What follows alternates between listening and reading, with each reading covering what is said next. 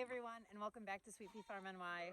It is winding down the year 2021, and we are just ready to start a new year and excited.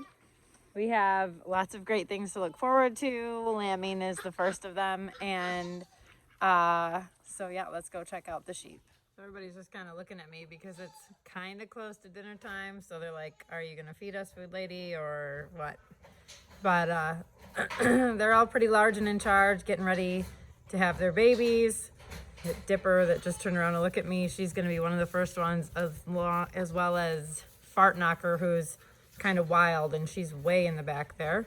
I say that, but I don't really know. Like, honestly, sometimes they have babies and they don't even look like they're that close. So they're all bred, luckily, and can have babies anytime now. So we're just excited for all that.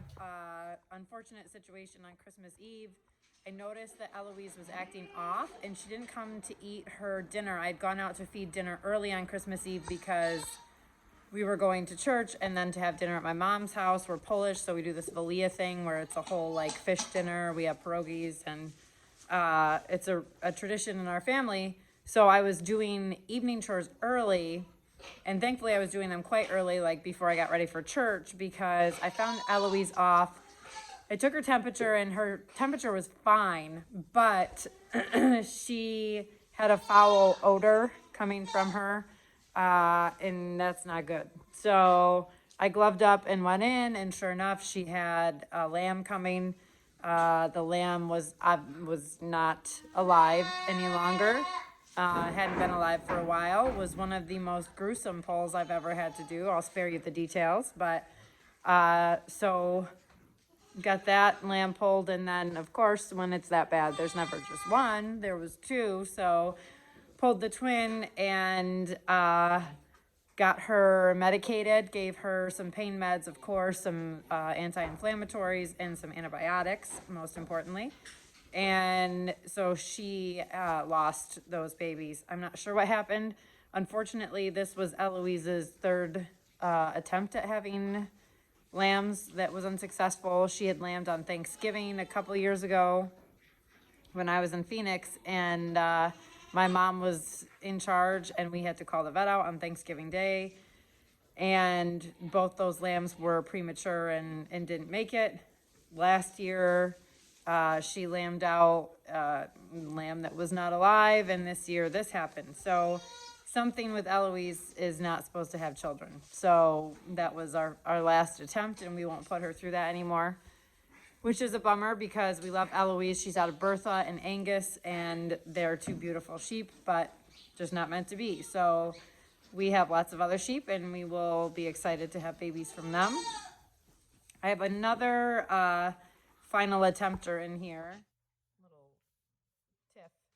But Muppet right here, this sheep who I absolutely adore, has also had a bad track record with lambing. And so this year's her last attempt at having children. If she does well and all goes well, then great. If not, she will also be retired because we don't want to keep breeding them if it's just not in the cards for them to have babies. So that will be it. There are some lambs in here that are not bred. Gemma's right there. Hi, Gem.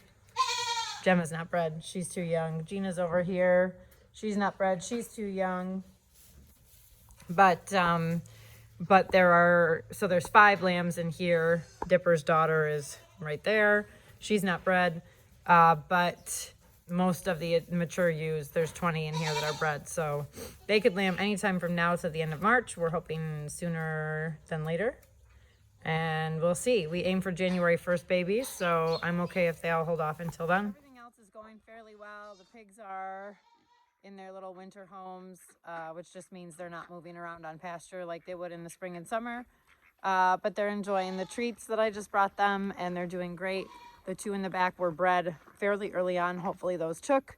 I haven't seen a reason to believe that it didn't take, so I have them marked for March 28th piglets, which is exciting. Ivy and Maple's both first litter. So that's happening, and we're just kind of in a waiting mode.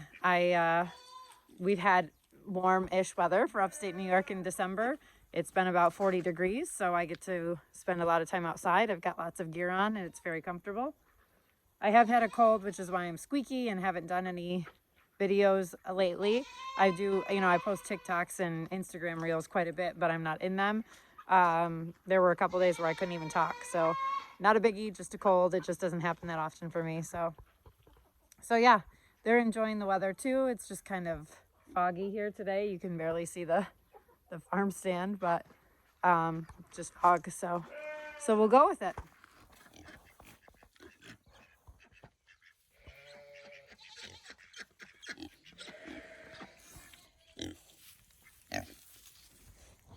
So we keep all of our livestock in the big barn for the most part, except for the pigs. They have their own runs outside, but we store some hay in that barn, but we go through that first because we need the space for lambing and kidding. So we are at a point where we're through that.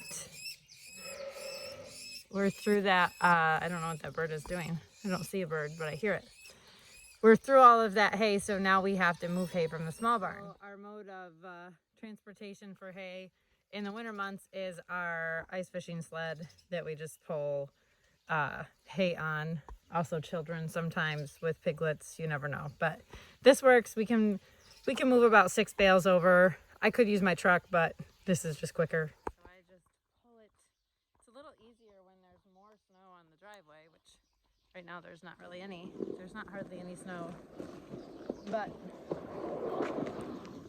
usually I can just pull this over and it moves the hay over, so I can move a bunch of bales all at once. So that is what I'm doing now. I'm going to move this over to feed the sheep and goats and have some for tomorrow too, so I don't have to do this then.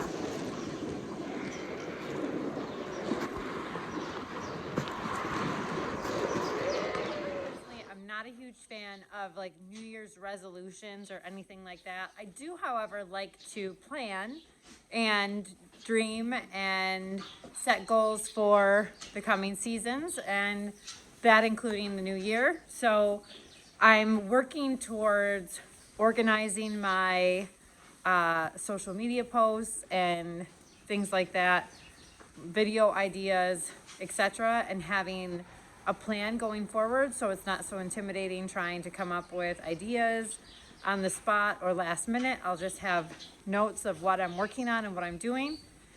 And my other thing is to try and develop new design ideas for my business.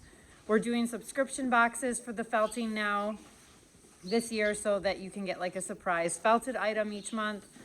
And I'm also trying to work on some really new fun pieces for my business. I sell a lot of things made to order, so I've made hundreds of sleepy bunnies and pigs and things like that, penguins in love. So the redundancy of making those things has made me really want to develop some new fun and exciting designs for the business and hope that some of those take off so that I can make new things instead of the same things over and over. So that's what I'm working on, at least developing one new design a month for a completely new piece to offer with the business, and then also having one-of-a-kind items that we offer or that I make to sell on Etsy or in person at the farmers markets or the farm stand. So lots of goals in mind for the coming year for myself especially. We are really excited for these lambs to finally arrive because their goals are to work with lambs not only to show in the breeding classes, but they also want to show a market lamb this year. So they're going to be working double time, which is a lot of fun and good for them because it just means more time in the barn. So once babies start arriving, we will be having a lot of footage of lambs and what we're thinking and how they're looking. So it should be exciting. Hopefully a lot of these girls are bred to our newer ram, and we'll see how that works out. And with all those lambs comes the goal to try and market our purebred livestock to a further reaching audience. My hope this spring is to have an online sale with our registered piglets and registered lambs available and offering some trucking and transportation options because we feel like we have some really beautiful animals and we like to offer those to a far-reaching audience. So we're going to work on that. We do, of course, have waiting lists that we will contact and offer things first, but some of the animals will also be, the breeding quality animals will be offered in the auction. So that's a really fun opportunity and a great opportunity for kids in other parts of the country to get their hands on some really quality South Down sheep and Cooney Coon pigs. Rory is one of 2 chickens that we still have left on the farm. Other than that, we have 2 ducks and 3 peafowl, and that's it for poultry anymore. We placed all of our chickens, and my pigs took over the coop for their winter housing. So less poultry, but that's okay. It's important for me to focus on what's really important to me, and that is the sheep and the pigs. So, and of course, we have the goats as well. I am really excited to hear what you guys have in mind for your goals for 2022. We are heading over to my mom's tomorrow night. She makes a big spread of hors d'oeuvres, and we just kind of snack and play games and chat. And I'm looking forward to getting together with the family for that. I hope you guys are doing something fun to ring in the new year tomorrow as well. And let me know down in the comments what your goals are for 2022. I can't wait to hear. I am really inspired by everyone's ideas. And on top of that, a completely frivolous goal for 2022 is I want to grow a giant pumpkin. Like one of those pumpkins you see on a pallet at the county fair. I want to grow one of those. So we are doing our research into how to be able to do that in Zone 4A. Of course, we have to start them inside, but we're really excited. So what are your goals for 2022? Whether they be super important or frivolous, I want to hear them. I hope you guys have a great day, and thanks so much again for hanging out with me. I'll see you next year.